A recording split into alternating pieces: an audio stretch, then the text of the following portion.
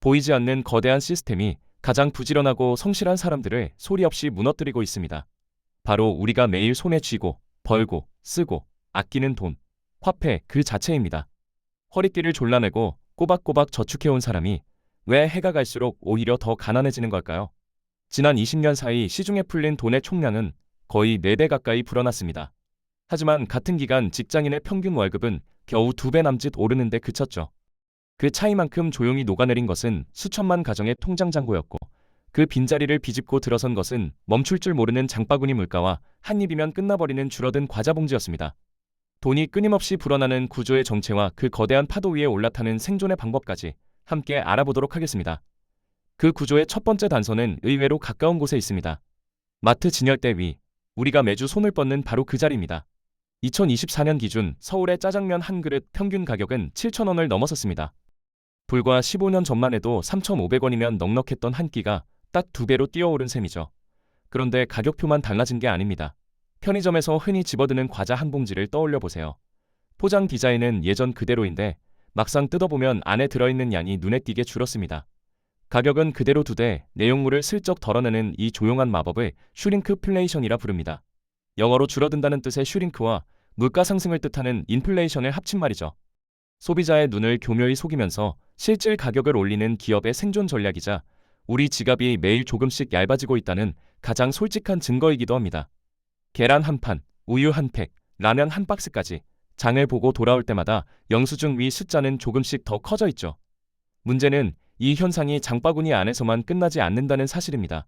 집값, 교육비, 병원비, 교통비, 통신비까지 생활을 구성하는 거의 모든 항목이 한 방향으로만 올라가고 있습니다. 월급날 통장에 찍히는 숫자가 조금씩 늘어도 그 돈으로 살 수 있는 것들은 오히려 줄어드는 기묘한 역전이 벌어지고 있는 겁니다. 열심히 일하는데 살림은 점점 팍팍해지는 느낌. 그건 기분 탓이 아니라 숫자가 증명하는 냉정한 현실입니다. 이 모든 가격 상승의 뿌리를 한 문장으로 요약하면 놀라울 만큼 단순합니다. 세상에 돈이 너무 많이 풀렸다는 것. 한국은행이 발표하는 광의통화, 흔히 M2라 부르는 시중 유동성 지표를 보면 윤곽이 선명하게 드러납니다. 2000년대 초반 약 800조 원이던 이 숫자가 20여 년 만에 4천조 원에 육박하는 수준까지 치솟았습니다. 나라 전체에 돌아다니는 돈의 총량이 한 세대도 안 되는 시간 동안 4배 가까이 불어난 겁니다. 특히 2020년 코로나 팬데믹 이후에는 정부가 긴급 재난지원금과 초저금리 정책을 동시에 풀면서 유동성 증가의 속도는 한층 더 가팔라졌습니다. 돈이 4배가 됐으니 내 자산도 4배가 돼야 비로소 본전입니다. 하지만 현실은 그렇지 않죠. 통계청 자료를 보면 같은 기간 가구 평균 소득은 2배를 조금 넘는 수준에 머물렀습니다. 산술적으로만 따지면 20년 전 통장에 넣어둔 1억 원의 실질 구매력이 오늘날 절반 아래로 쪼그라든 셈입니다. 열심히 일해서 모은 돈이 가만히 앉아있는 동안 소리 없이 녹고 있었다는 뜻이죠. 저축이 미덕이라고 배웠던 세대에게 이것은 일종의 배신과도 같습니다. 매달 월급의 일정 비율을 꼬박꼬박 적금에 넣고 커피 한 잔 참아가며 티끌 모아 태산을 실천해온 사람들이 있습니다. 그런데 그 태산이 쌓이는 속도보다 돈의 가치가 녹아내리는 속도가 더 빠르다면 그 성실함은 대체 어디를 향하고 있는 걸까요? 은행 금리 연 3% 안팎의 이자를 받으며 안심하고 있는 사이 물가는 해마다 그 이상으로 치솟고 있었습니다. 이자를 받으면서도 실질적으로는 손해를 보는 이 모순적 구조, 경제학에서는 이를 마이너스 실질금리라 부릅니다. 통장 잔고의 숫자는 분명 늘어나는데 정작 그 돈의 무게는 오히려 가벼워지는 보이지 않는 함정인 셈입니다. 자본주의라는 거대한 게임판 위에서 저축만으로는 제자리 걸음조차 버거운 시대가 도래했습니다.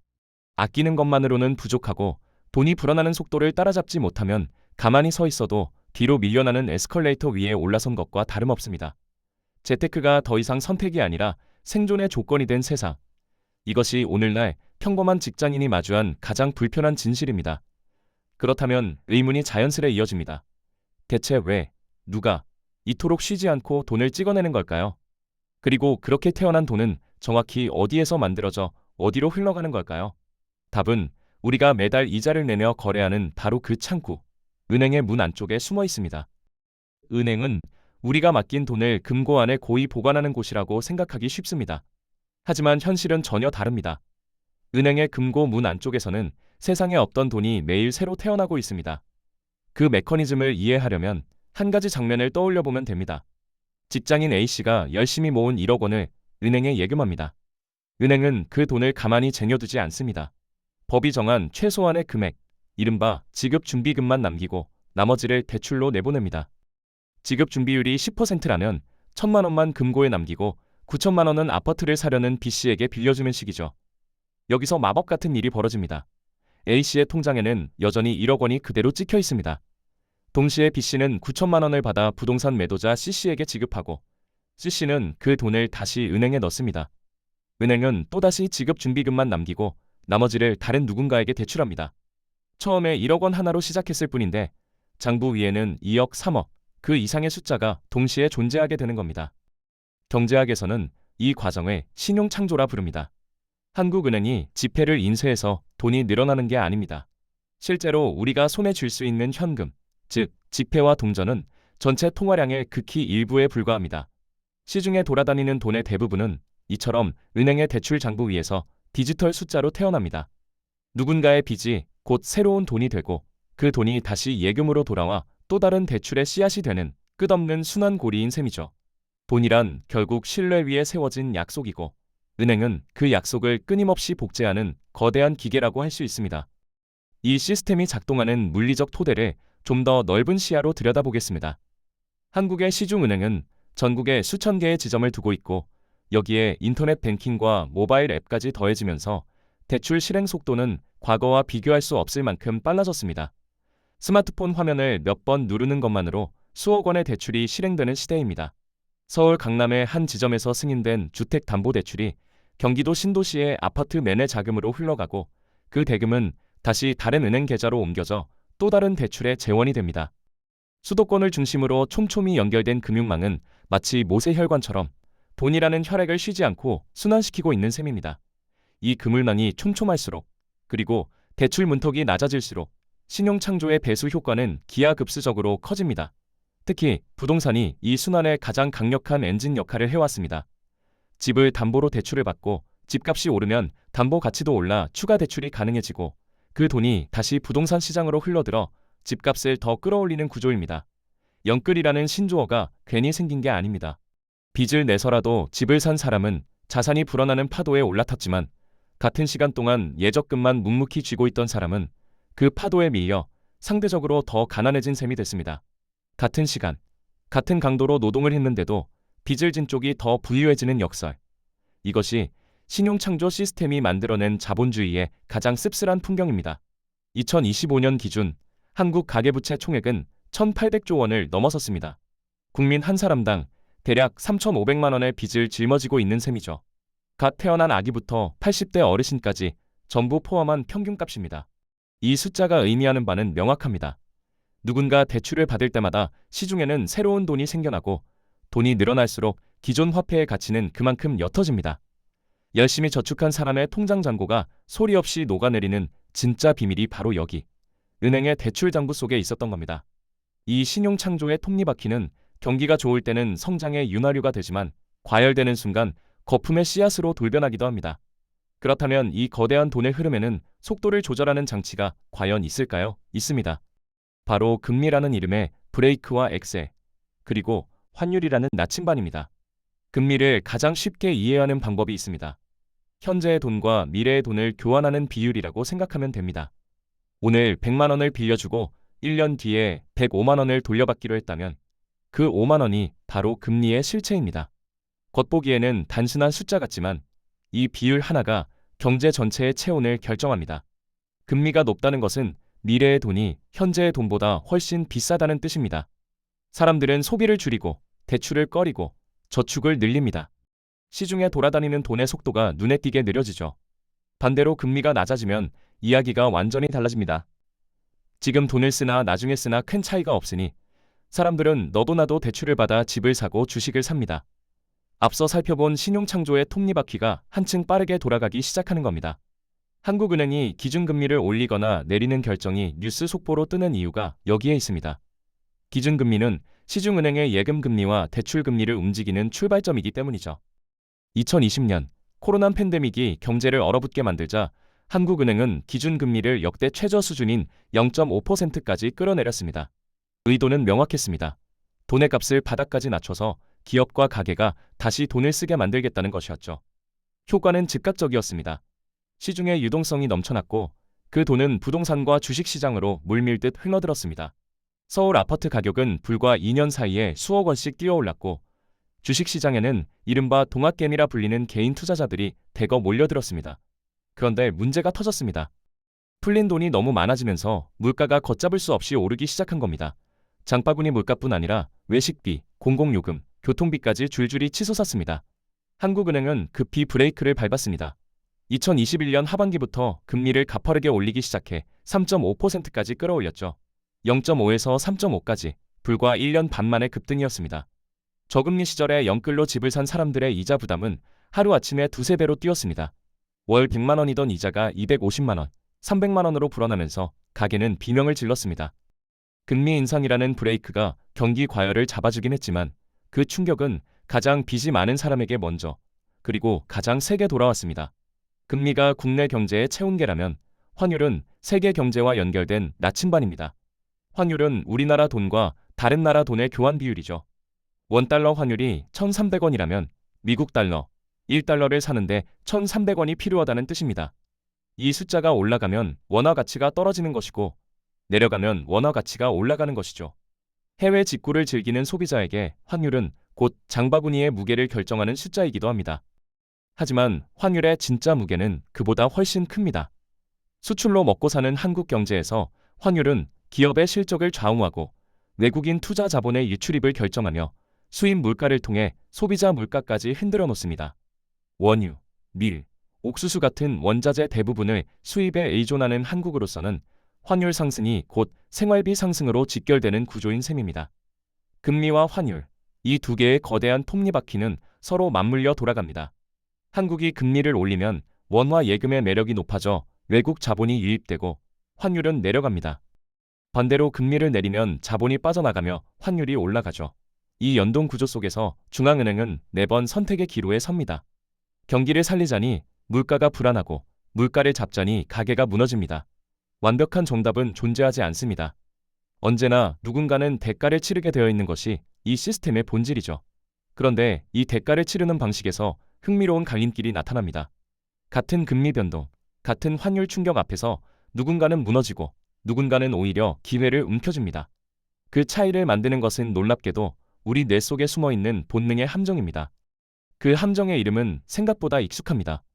주변에서 누군가 주식으로 큰 돈을 벌었다는 이야기를 들었을 때 가슴 한쪽이 철렁 내려앉는 그 감각, 나만 뒤처지는 것 같은, 나만 기회를 놓친 것 같은 그 조급함, 영어로는 포모, 우리말로 풀면 소외에 대한 공포라 부르는 이 감정은 투자의 세계에서 가장 위험한 적입니다. 행동경제학이라는 학문이 있습니다. 전통 경제학이 인간을 언제나 합리적으로 판단하는 존재로 가정하는 데 반해 행동경제학은 인간의 뇌가 얼마나 자주 그리고 얼마나 체계적으로 비합리적인 선택을 내리는지를 연구합니다. 노벨 경제학상을 수상한 데니얼 카너먼 교수의 연구가 대표적이죠. 그가 수십 년에 걸친 실험을 통해 밝혀낸 핵심 사실 중 하나가 바로 이것입니다. 인간은 이익을 얻는 기쁨보다 손실을 입는 고통을 약 2배 더 크게 느낍니다. 이것을 손실회피 편향이라 부릅니다.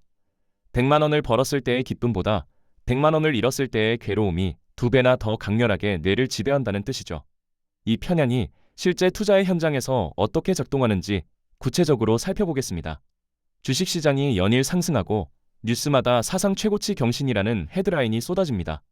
직장 동료는 수익 인증 화면을 자랑하고 온라인 커뮤니티에는 수천만 원을 벌었다는 후기가 넘쳐납니다. 이때 우리 뇌는 냉정한 분석 대신 공포를 선택합니다. 나만 빠지면 영원히 뒤처질 것 같은 두려움이 이성을 압도하는 겁니다. 결국 시장이 가장 뜨거울 때, 가격이 가장 높을 때 뛰어듭니다. 그리고 바로 그 순간이 고점인 경우가 놀라울 만큼 많습니다. 반대 상황도 정확히 같은 원리로 작동합니다. 시장이 급락하면 뇌는 즉각 생존 본능을 가동합니다. 더 떨어지기 전에 하루라도 빨리 팔아야 한다는 공포가 거센 파도처럼 밀려오고 결국 바닥 근처에서 손절합니다. 고점에서 사서 저점에서 파는 이 패턴. 투자 세계에서는 개미의 무덤이라는 씁쓸한 이름으로 불립니다. 문제는 이것이 의지가 약한 일부만의 실수가 아니라는 점입니다. 뇌의 구조 자체가 그렇게 설계되어 있기 때문이죠. 수십만 년간 야생에서 살아남기 위해 진화한 우리의 뇌는 위험 앞에서 빠르게 도망치고 무리를 따라 움직이도록 프로그래밍되어 있습니다. 사바나 초원에서는 생존에 유리했던 이 본능이 현대의 증권시장에서는 정확히 반대 방향으로 작동하는 겁니다. 무리가 공포에 질려 도망칠 때 함께 달리면 야생에서는 살아남지만 주식시장에서는 바닥에서 소중한 자산을 내던지는 최악의 선택이 됩니다. 여기에 확증 편향이라는 함정이 하나 더 겹칩니다. 사람은 한번 투자 결정을 내리면 그 결정을 지지하는 정보만 골라서 받아들이는 경향이 있습니다. 내가 산 종목이 오를 것이라는 뉴스만 눈에 들어오고 위험 신호는 무의식적으로 걸러내는 거죠. 이 두 가지 편향이 결합하면 투자자는 상승장에서는 끝없이 올라갈 것 같은 환상에 빠지고 하락장에서는 바닥 없이 추락할 것 같은 절망에 갇힙니다. 냉정한 판단이 가장 절실한 바로 그 순간에 뇌가 가장 먼저 이성의 스위치를 꺼버리는 셈입니다. 실제 데이터가 이를 뒷받침합니다. 한국 코스피 시장의 과거 수십 년간 통계를 분석해보면 아무 시점에나 투자를 시작해서 1년만 보유했을 때의 수익 확률은 열의 6 정도입니다. 그런데 보유 기간을 5년으로 늘리면 수익 확률은 열의 8 이상으로 뛰어오릅니다. 10년 이상 보유하면 거의 대부분의 구간에서 플러스 수익을 기록했죠. 시간이 본능의 실수를 저절로 교정해주는 셈입니다. 그런데 대부분의 개인 투자자들은 바로 이 시간을 견디지 못합니다. 포모에 이끌려 늦게 들어오고 공포에 짓눌려 일찍 떠나는 악순환을 끝없이 반복하죠. 결국 투자라는 전쟁터에서 가장 먼저 이겨야 할 상대는 시장이 아니라 자기 자신의 뇌입니다. 그렇다면 이 본능의 함정을 뚫고 수학적으로 승률을 높이는 방법은 정말 존재하는 걸까요? 존재합니다. 그리고 그 열쇠는 의외로 단순한 수학 원리 하나에 들어 있습니다. 그 원리의 이름은 대수의 법칙입니다. 수학 용어라 어렵게 들리지만 핵심은 놀라울 만큼 직관적입니다. 동전 던지기를 한번 떠올려 보세요. 동전을 한 번 던지면 앞면이 나올지 뒷면이 나올지 아무도 모릅니다. 10번을 던져도 앞면이 7번, 뒷면이 3번 나오는 식으로 편차가 크죠. 그런데 이 동전을 10,000번, 10만 번 던지면 어떻게 될까요? 앞면과 뒷면의 비율은 거의 정확히 반반에 수렴합니다. 시행 횟수가 늘어날수록 결과가 이론적 확률에 수렴한다는 것. 이것이 대수의 법칙의 전부입니다. 카지노가 매일 수만 명의 도박꾼을 상대하면서도 절대 망하지 않는 이유가 바로 이것입니다. 한 판 한 판은 카지노도 질 수 있지만 수만 판이 쌓이면 결국 지배 확률 우위가 어김없이 실현되기 때문이죠. 이 단순한 원리가 투자에서 왜 결정적인지를 이해하려면 먼저 위험과 리스크를 구분해야 합니다. 일상에서는 같은 뜻으로 쓰이지만 투자의 세계에서 이 둘은 완전히 다른 개념입니다. 위험은 파산할 수 있는, 되돌릴 수 없는 치명적 손실을 말합니다. 전 재산을 한 종목에 몰아넣었다가 그 회사가 상장 폐지되면 그것은 위험입니다. 반면 리스크는 관리 가능한 변동성을 뜻합니다. 시장 전체가 일시적으로 하락하더라도 분산된 포트폴리오가 시간이 지나며 회복하는 것. 이것이 리스크입니다. 위험은 반드시 피해야 하지만 리스크는 안고 가야 수익이 생깁니다.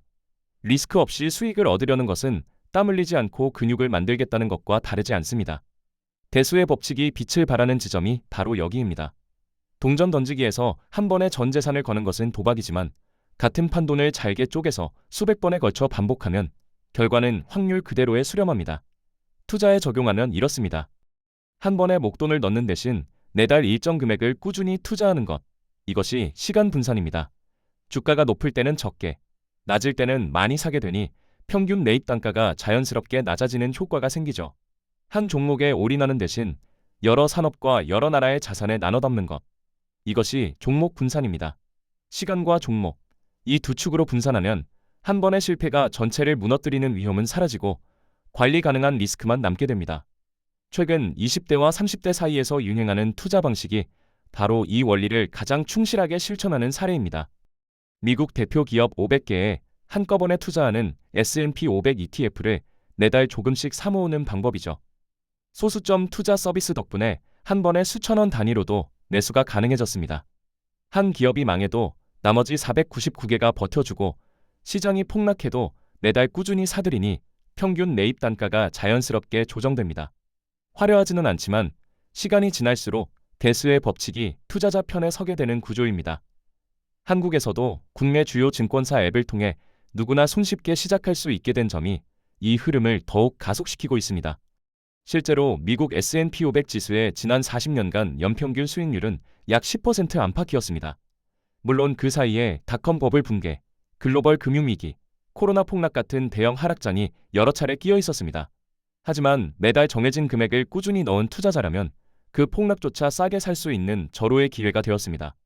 공포에 질려 시장을 떠난 사람만 손실을 확정지었고 묵묵히 원칙을 지킨 사람은 결국 시장의 장기 상승이라는 거대한 파도를 탔습니다. 이것이 바로 감정을 배제하고 수확에 기대는 투자의 힘입니다. 포모가 뛰어들라고 소리쳐도, 공포가 도망치라고 등을 떠밀어도 매달 같은 날 같은 금액을 넣는 자동 적립식 투자는 뇌의 개입을 원천적으로 차단합니다. 뇌를 이기는 가장 확실한 방법은 뇌가 끼어들 틈을 아예 주지 않는 것이니까요. 그런데 이렇게 분산하고 시간을 확보하는 전략에도 한 가지 빠진 퍼즐이 있습니다. 폭락장이 왔을 때 싸게 줍기 위해서는 손에 쥐고 있는 무언가가 반드시 필요합니다. 바로 현금입니다. 현금이라는 단어를 들으면 대부분 고개를 갸우뚱합니다. 지금까지 돈의 가치가 녹아내린다고 했으면서 이제 와서 현금을 쥐고 있으라니 모순처럼 들리죠. 하지만 이 모순 속에 투자 포트폴리오의 가장 중요한 마지막 퍼즐이 숨어 있습니다. 현금이 필요한 이유는 수익을 내기 위해서가 아닙니다. 현금의 진짜 역할은 두 가지입니다. 하나는 심리적 방어막, 다른 하나는 기회를 잡는 총알입니다. 먼저 심리적 방어막부터 살펴보겠습니다. 시장이 폭락하면 어떤 일이 벌어지는지 앞서 이야기했습니다. 뇌가 공포에 사로잡혀 보유 자산을 바닥에서 내던지게 만든다고 했죠. 그런데 이때 통장에 충분한 현금이 있는 사람과 전 재산이 주식에 묶여있는 사람의 심리 상태는 완전히 다릅니다. 현금이 있으면 당장 생활비 걱정을 하지 않아도 됩니다. 급한 지출이 생겨도 주식을 억지로 팔 필요가 없죠. 아이 학원비가 나갈 때, 갑자기 병원비가 필요할 때, 현금이라는 쿠션이 있으면 투자 계좌에 손을 대지 않아도 됩니다. 이 여유가 뇌의 패닉 버튼을 누르지 않게 막아줍니다. 반면 모든 돈을 투자에 올인한 사람은 시장이 흔들릴 때마다 생존의 위협을 느낍니다. 공포가 이성을 압도하고 결국 최악의 타이밍에 매도 버튼을 누르게 되죠. 현금은 수익을 만들지 않지만 수익을 지켜주는 든든한 울타리인 셈입니다. 두 번째 역할은 더 적극적입니다. 시장이 폭락했을 때 그 싸진 자산을 주워 담을 수 있는 것은 오직 손에 현금을 쥐고 있는 사람뿐입니다. 2020년 3월 코로나 충격으로 코스피가 30% 넘게 급락했을 때를 떠올려 보세요. 그 바닥에서 우량주를 담은 사람들은 이후 1년 만에 자산이 2배 가까이 불어났습니다. 하지만 현금이 없는 사람은 기회가 눈앞에 펼쳐져 있어도 손을 뻗을 수가 없었습니다. 이미 모든 돈이 하락한 주식에 묶여 있었으니까요. 워런 버핏이 평소에 수십조 원 규모의 현금을 쌓아두는 이유도 바로 이것입니다. 언제 올지 모르는 폭풍 뒤에 거대한 세일 기간, 그때 단숨에 움직이기 위한 실탄을 미리 장전해두는 것이죠. 그는 이 전략으로 2008년 글로벌 금융위기 한복판에서 골드만삭스에 투자해 막대한 수익을 거둔 바 있습니다. 그렇다면 현금을 얼마나 가지고 있어야 할까요? 정해진 정답은 없지만 투자 전문가들이 공통적으로 이야기하는 기본 원칙이 있습니다. 최소한 석 달에서 6달치 생활비에 해당하는 금액은 어떤 상황에서도 손대지 않는 비상금으로 별도 보관합니다. 이것은 투자 자금이 아니라 생존 자금입니다. 그 위에 추가로 전체 투자 자산의 10에서 20% 정도를 기회 포착용 현금으로 남겨두는 것이 일반적인 가이드라인이죠. 이 비율은 시장 상황과 개인의 위험 감수 성향에 따라 달라질 수 있지만 핵심은 동일합니다. 현금은 게으른 돈이 아니라 때를 기다리는 전략적 자산이라는 것입니다. 여기서 한 가지 오해를 바로잡아야 합니다. 현금 보유가 중요하다고 해서 투자를 미루라는 뜻은 아닙니다. 적립식 분산 투자는 꾸준히 돌리면서 동시에 일정 비율의 현금을 별도로 유지하는 것이 핵심입니다. 공격과 수비를 동시에 갖추는 것이죠. 매달 수입의 일정 부분은 자동으로 ETF에 넣고 또 일정 부분은 현금 비상금 계좌에 쌓아둡니다.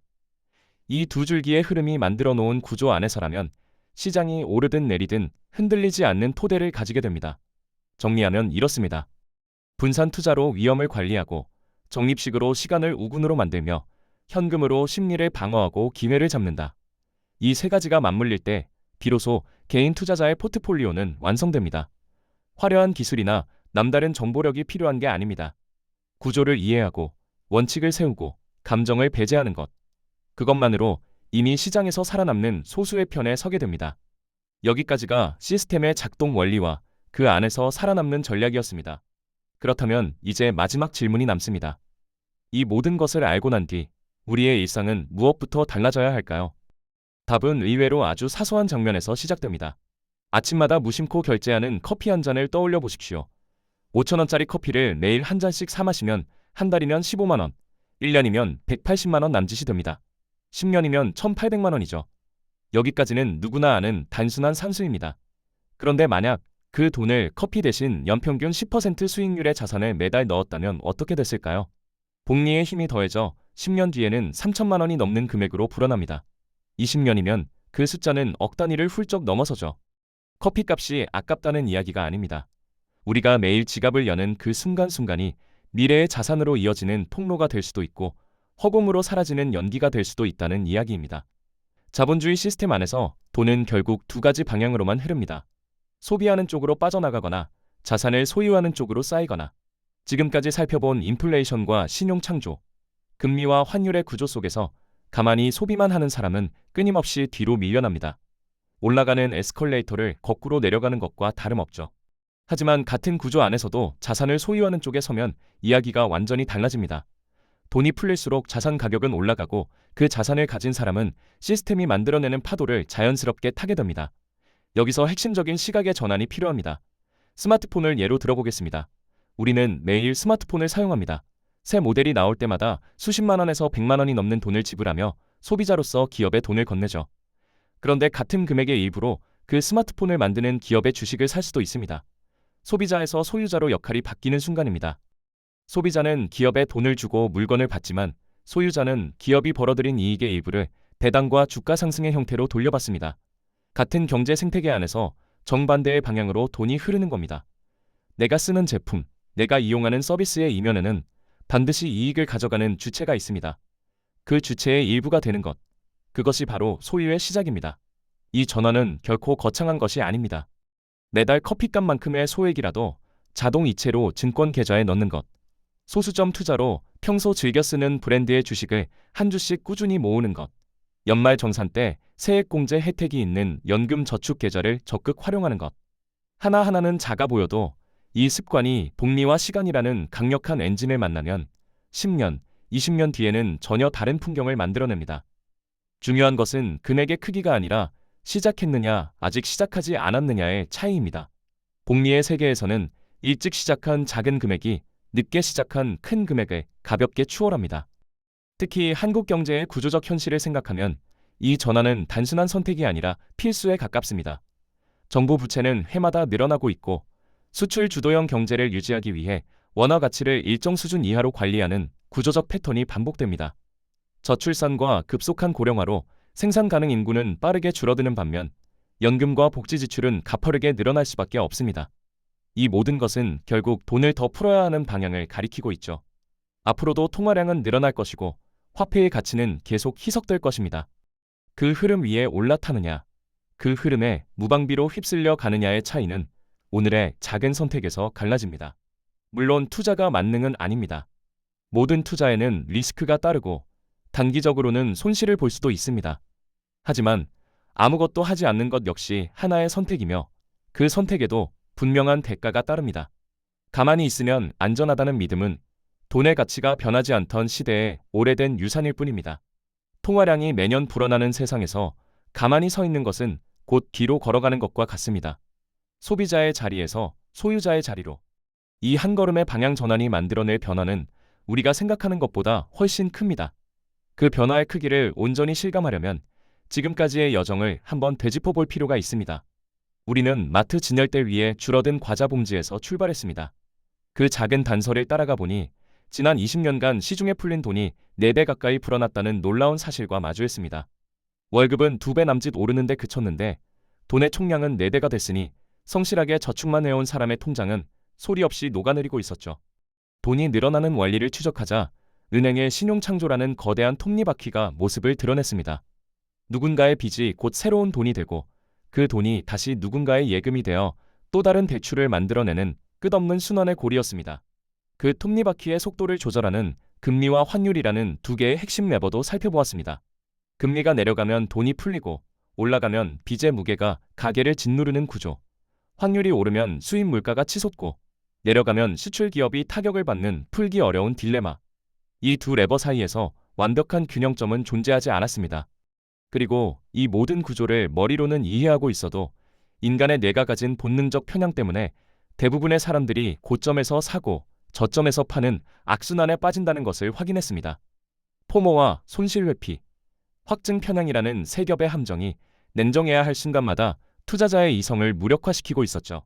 그 함정을 돌파하는 열쇠로 대수의 법칙에 기반한 시간 분산과 종목 분산이라는 전략을 이야기했고, 포트폴리오의 마지막 퍼즐인 현금의 역할까지 짚었습니다. 현금은 수익을 만드는 자산이 아니라 공포 앞에서 이성을 지켜주는 심리적 방어막이자 폭락 뒤에 기회를 움켜쥐는 소중한 실탄이었습니다. 최종적으로는 소비자에서 소유자로의 시각 전환이 왜 이 시대의 생존 조건인지를 함께 살펴보았습니다. 이 모든 이야기를 관통하는 핵심 교훈은 결국 하나로 모입니다. 자본주의는 멈추지 않는 에스컬레이터이며 그 위에서 가만히 서 있는 것은 곧 뒤로 밀려나는 것이라는 사실입니다. 한국의 상황은 이 교훈을 더욱 절박하게 만듭니다. 세계에서 가장 빠른 속도로 고령화가 진행되고 있고, 합계 출산율은 일명 아래로 떨어진 지 오래입니다. 줄어드는 생산 인구가 늘어나는 복지 비용을 감당해야 하는 구조에서 정부가 돈을 더 풀지 않을 수 있는 선택지는 사실상 존재하지 않습니다. 이것은 어떤 정치적 성향이나 정책 노선과도 무관한 인구 구조가 만들어낸 피할 수 없는 현실이죠. 앞으로 10년, 20년 뒤에도 통화량은 계속 늘어날 것이고, 그만큼 저축만으로 자산을 지키는 것은 더욱 어려워질 것입니다. 지금 이 순간에도 에스컬레이터는 멈추지 않고 올라가고 있습니다. 그렇다고 해서 조바심에 무리한 투자로 뛰어들라는 이야기가 아닙니다. 오늘 이야기의 핵심은 오히려 그 반대에 가깝습니다. 구조를 정확히 이해하고, 감정을 철저히 배제하고, 자신만의 원칙을 세우는 것. 매달 소액이라도 분산된 자산을 꾸준히 넣고, 비상금과 기회 포착용 현금을 별도로 유지하며, 무엇보다 시간을 가장 강력한 우군으로 삼는 것. 이 단순하지만 강력한 원칙을 묵묵히 지키는 것만으로도 시스템의 파도에 휩쓸리는 쪽이 아니라 그 파도를 타는 쪽에 설 수 있습니다. 오늘 무심코 결제한 커피 한 잔의 가격이 내일은 달라져 있을 수 있습니다. 같은 5,000원이지만 그것이 소비로 사라지느냐 자산으로 쌓이느냐에 따라 10년 뒤 우리 삶의 풍경은 완전히 달라집니다. 자본주의라는 거대한 게임의 규칙은 이미 오래전에 정해져 있습니다. 그 규칙을 모른 채 플레이하면 질 수밖에 없지만, 규칙을 이해하고 나만의 원칙을 세운 순간부터 게임의 판도는 달라지기 시작합니다. 마지막으로 여러분께 하나만 묻겠습니다. 당신의 통장 잔고를 지키기 위해 오늘 당장 시작할 수 있는 가장 작은 한 걸음은 무엇일까요? 오늘 영상이 유익하고 재밌으셨다면 구독과 좋아요 부탁드리겠습니다. 영상 제작에 큰 힘이 됩니다. 다음 영상에서 뵙겠습니다.